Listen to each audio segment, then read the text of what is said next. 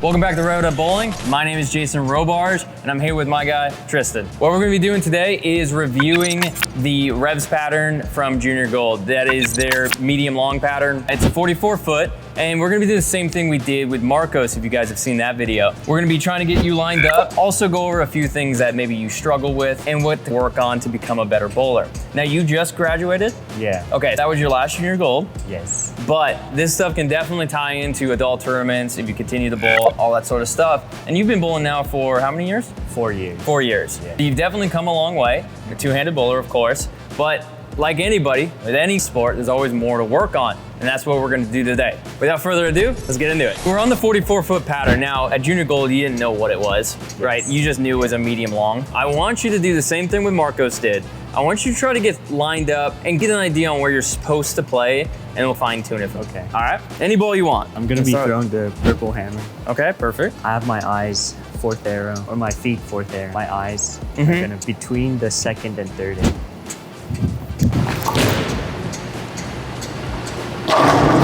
Nice, that looked really good. Hell yeah. Now, I want you to make your adjustment on. Were you happy with that, or would you do something a little different? I would adjust it. Okay, just go ahead and make a flush shot. All right, go ahead and make that adjustment, and then let us know what you're doing as well. He is throwing the best ball ever created, the purple hammer. So I'm gonna move, but keep my eyes. Perfect, I like it. Missed. All right, so you said you move right? Yeah. Okay, perfect. How much you move right? Just one. How much? Just one board. Just one board? Okay. Yeah, that looked pretty good. At Junior Gold, one of the things that was pretty apparent was purple hammer. If you didn't have one, you didn't win. Every lane is different. Every bowling alley is different. Purple hammer might work down there, or a specific bowling alley. It might not work here, but we're gonna play with it. Going into this tournament, how many Junior Golds have you been to? Just the two. Just the two. This last one was your, okay. When you go into a tournament, what are some of the things that you're trying to think of? Like, is there a specific part of the lane you're trying to play always and you're trying to read off of it? A specific ball you're trying to pick up? Anything like that? I'm just trying to make my ball as angular as possible and smooth. Okay. Just predictable for me. Okay, gotcha. And when you say angular as possible, do you mean like standing as far left as you want and trying to create that angle? Or what do you typically mean by that? I like standing at the fourth or fifth arrow. Okay. And shooting it way left. Way left, okay, and that's comfortable to you? Yes. Perfect. We're definitely gonna teach you a few things on, yes, that can work. Yes, you're a two-hander, a lot of the times it can, but the times it can't, big struggle, right? We want to diversify your game, get you your tool bag, basically more refined, being able to manipulate speed and all that sort of stuff, play different parts of the lane and not feel uncomfortable. Yep. So you picked up the purple hammer and you threw around 13-ish, 14 at the arrows, maybe got to about 9 down lane and it looked pretty good. The second shot definitely was a straighter angle, went to the pocket. Just like I mentioned to Marcos, there's a pre-tournament thing I like to do. If I don't know what the pattern is, but maybe I generally have an idea on the length like you did, I'm gonna start out with the slowest hook and ball I have, which you already picked up, or typically an asymmetric solid, depending on how you have it drilled, but more specifically the purple hammer. Now for two-handers, purple hammers are great because you can just wham on it and still create, with reactives, I'm sure you've seen, they get a lot more angular, they do a lot more stuff, sometimes they're less predictable. Yep. You do have the right idea, pick urethane up, or again, asymmetric solid, something like that, and play, where you want to play. The things I'm going to change, I want to work with you on being more comfortable playing up the boards. Okay. The reason for that is if we're playing on a really hard pattern, and now the Junior Gold patterns are definitely more difficult. They're in this sports shot, mild challenge shot, but more specifically sports shot range. Usually what that means is they're flatter, i.e. harder. If we're creating a big left to right angle, what's happening is we're crossing a bunch of, basically, if you look at the graph, it creates that, by the gutter, less oil, more oil, less oil, right? When we're playing big angles, we're crossing a lot of those boards. Now, those boards can be filled with oil, not filled with oil, have friction, not have friction. When we're crossing a lot of them, it can be less predictable. So one of the things I want to work on with you is, on this pattern, is playing more up the boards. Now, I'm not saying this is like gonna make you a 200 to a 250 average bowl overnight, but if you can play across the whole lane comfortably and not just third arrow or left, you're gonna be able to bowl on more shots be more comfortable. What we're gonna work on is we're gonna keep the same ball and play around this area and try to get you a little more comfortable getting. Then I'm gonna stick a reactive ball in your hands and make sure you can get up the board. Urethane already likes to create a front to back shape, smooth, predictable. Yep. But urethane, we need to be able to do the same thing with that. What I want you to do, between the second and third arrow, I want you to go straight up it. Whatever that means to you, as long as that ball is not going right, maybe a board or two, but I want you to get going up the boards more. I'm gonna be standing on the same spot. I missed. That's okay. When we work on going up the boards, we need to understand three things. Where we're sliding, more specifically on that, where we're putting the ball down. If you're left foot, you slide on 20 and you set the ball down 6 boards right of that, which is about the average, roughly. Everyone's different. Then you know that if you slide on 20 and you set the ball on, if it's 6 boards, 14, right? And you're trying to hit 14, that's perfect. But one of the things you're gonna have to figure out is what is the distance between your foot and where you lay the ball down. Once you figure that out, figure out your break point and then your target area, arrows, wherever close to that, and then your break area, which is, let's just say that tracer's down lane. We need those 3 points in order to create a straight line, for the most part, right? Technically, you only need 2 to create a straight line, but we want 3. What I want you to do is I want you to stand right here, okay, and I want you to throw the ball wherever you want to throw it. But once you throw that ball, I want you to look down and see where the middle part of your left foot is. Everything the same. Just try to strike. You're just gonna look down and see where you slid. That's all. All right, yep, you're about 14, 15. And you set the ball down at about 9. Let's just say you have 5 boards different. You stood on 15 and you slid basically on 15, which is really simple to figure out. If you lay the ball down 5 boards right of your slide foot, right, and you slide on 15, where are you putting the ball down at? 15 minus 5. If your angles are straight, it should go straight up 10. So I want you to do the exact same thing. I want you to target 10, but stand on 15. And we're just gonna try to go straight up the boards. Much better. Now, I know this isn't part of the pattern. We're not discussing the pattern quite yet, but this is something that I want you to dial in. Same thing with Marcos, a teensy bit, is launch angle. You're two-handed. Usually when you come practice, if it's burn up house shot, you're standing left, throwing right. You're just used to it. That's all it is. You're used to it. But I think getting more used to being able to play up the boards is gonna make challenge patterns or sport patterns much easier for you, at least on fresh. Once they start breaking down, you can get left to your A game, you're gonna strike all day. But if we can get you through fresh, at least scoring 200s or leaving 8s, 9s at strikes, it's gonna be a little easier for you than going double, 4, 3, double, 6. It's a lot easier. So let's go ahead and do that one more time. Again, straight up the boards.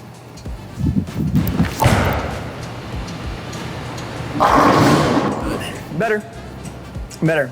It's something to work on. I struggle with it too. Like, I'll be like, oh, I'm gonna play straight up 10 and it's gonna go 11 to 9. Like, it's just, I know it's not perfect, but it's close. So we're gonna go into the pattern. I wanted to show you here because I think this is something that to play this pattern might come into play for you. Now, at Junior Gold on this pattern, how'd you do? I think I shot a 730. 7 for 4. Yeah, not terrible. No, that's pretty good. Not bad at all. You liked it. It wasn't the worst pattern in the world. Wasn't the best. Yeah. Spares, how are those? I was missing most of them. Okay, so do you feel like you're leaving a lot of like 6, 7s, 8s rather than like just like 8s, 9 strikes?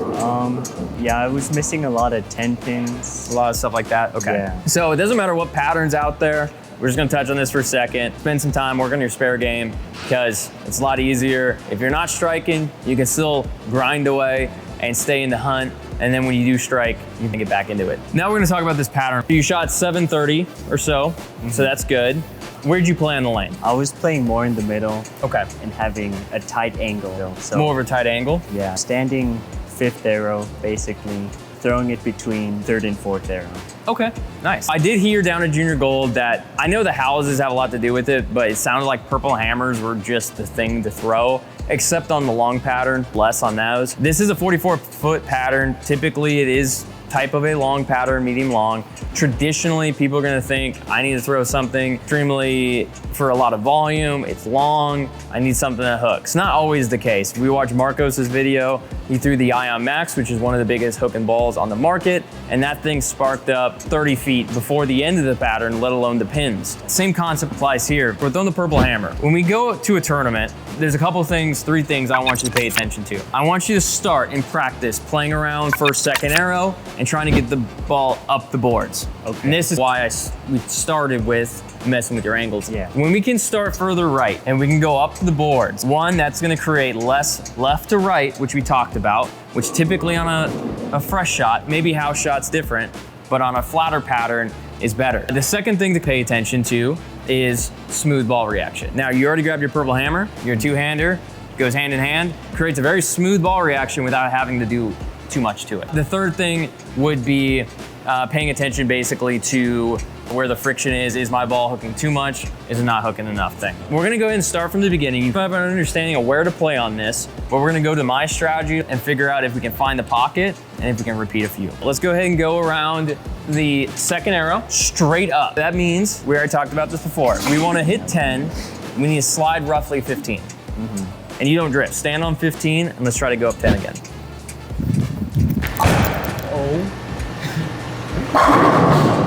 My old ass ain't doing that. There's no way. All right, besides sliding with both feet, that looked really good. If that was your first shot, you would think what? Oh, I'm in the pocket, I'm good, right? Yeah. I would say you're pretty dang close. When we're in practice, if you strike every shot in practice, sometimes that's good, sometimes that's bad. The bad part is if you struck every time in practice on a sport pattern, I would have to guess you never moved and you never tried anything different. Let's go ahead and try to repeat that. Once we find an idea on, oh, this is the ball that I think I'm gonna start with, this is the area of the lane I'm gonna play, and there's 5 minutes left in practice, play around with it. See what reactive balls look decent, what you might be going to in the future. Let's go ahead and try to repeat that shot, straight up 10, keep both feet on the ground.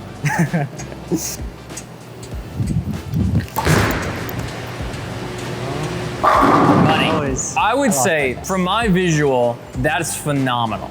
Like, I really like the ball motion. That was actually in compared to your last shot, and it held the pocket and struck just as well. Now, you came to the tournament. All right, I'm gonna throw the slowest ball I have. I'm gonna start second arrow, maybe first, second, somewhere around there. Oh, I've already found the pocket. Hell yeah. Well, let's try a few things. Let's try to change balls. Let's throw something reactive and see what that does. Because Junior Gold's only 4 games, you might stay in urethane the whole time. There's a good chance you probably would.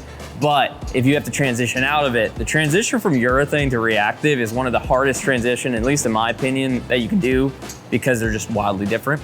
Let's go ahead and pick up, I mentioned your slowest ball. Slowest, smoothest bowling ball. What's your second slowest, smoothest bowling ball? I would say my Ion Pro. Your Ion Pro. Okay, now let's go ahead and throw the Ion. Now we're not gonna change anything else except the ball. Let's just try to repeat the same shot you threw before.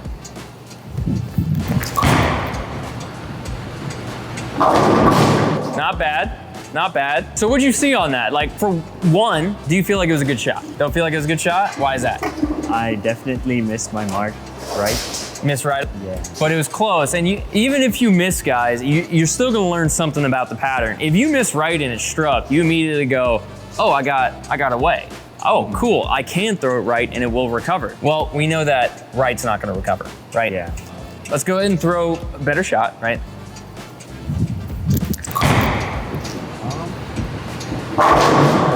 Definitely missed left. Yeah, it's tugged it. Yeah. Now, we haven't thrown a good shot, which is fine. Now, we still got something to learn. Obviously, if we pull the 5 boards, it ain't gonna hold. We know that. If we throw it right, it ain't gonna recover. Let's go and throw one more. Let's try to get it online, quality shot. Basically, just try to give it a chance to strike. Now, if you get it online and it just still is iffy, then it immediately tells us probably not the right ball or right part of the lane. Better? All right. Definitely better. Yeah, much better, right? Now, as far as ball motion goes, because that's what we're looking at right now, you threw the one right, almost recovered, but not quite. Threw the one in, obviously didn't even have a chance, but that's okay. Yes. And you threw that one, which was spot on. And now you almost 4-9. What I'm seeing with that ball, right, is everything looked really decent until it got to the last 25% of the pattern. When you got to the last 25% of the pattern, you saw that ball react pretty aggressively and it created a pretty steep angle into the pocket. Yep. Now, what that's gonna tell me is 2 things. One, that ball is not slow enough for that part of the lane. Obviously, we already knew your urethane looked good. That's the motion we're trying to emulate to a point. That tells me, okay, I can't play right on top with urethane, but what if I move left? What if I give the pocket away? Let's try that real quick. We're gonna go ahead, we're gonna aim around 12. Yep. What we're gonna do here is we're gonna basically do about a 3 and 2 or so. So 3 with your feet and 2 with your eyes. Okay. Okay, about 18, yeah. 19, yep. Yeah.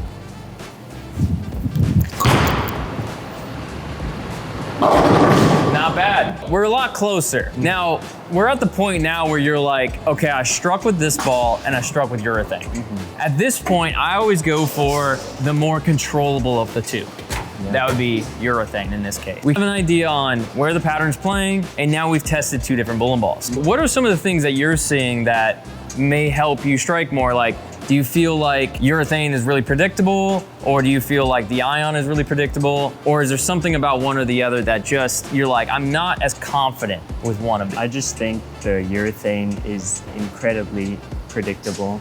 Know what it's gonna do down on each pattern, basically. Sure. You're a lot more comfortable with it. That's another thing to speak on. If you guys feel like maybe 2 balls are lined up, you know, I always go for the smoothest controllable one, which for me is the most comfortable thing to do. And that's what he just illustrated was, I want to go with what's more comfortable. Confidence is a lot. Keep that in mind, guys. When you're trying to find the ball motion you're looking for, maybe lean more towards that controllable, more confident type of ball motion. If that is more controllable, great. I'm very happy for you, that's good. If it's more skid snappy, probably not the best thing, but as long as you can make it work, it's good. So this was a review of the 44-foot pattern. Now, we didn't dive into the pattern too much. We talked more about how to play and what ball motion we're looking for. But I just wanted to show you guys more about playing on a pattern like this where you are more rev dominant and you do create angles, typically moving more left to right. I wanted to show you that you can play up the boards and it is very much more predictable in a lot of times. Like, maybe not house shot, because the idea on house shot is you can play wherever you want. Most people that hook the ball are gonna hook the ball. Makes sense. So yeah, when you're playing on a pattern like this, playing up the boards more to start with something more controllable will definitely favor your guys. Even if you don't strike, at worst 8s, 9s, you know, you're gonna be able to average a 190 a lot easier by picking up an 8, a single pin, then split, a washout, something of that nature. So, Tristan, thank you very much for coming on the channel. Yeah, absolutely. Yeah, you were great. We're gonna definitely be doing more stuff off the camera, teaching more about bowling. You know, you're still relatively new to the sport, right? You've got a hell of a lot better, especially the last 2 years, than you used to, and hopefully this can add to your repertoire. Yeah. So if you guys are interested in more educational videos like this, about lane play, about what you're looking for, we can definitely get those created for you. Just leave them in the comments on what you guys are looking for, and we'll definitely be able to film more videos. With that said, my name is Jayson Robarge. We'll rev it up bowling. Much love, peace.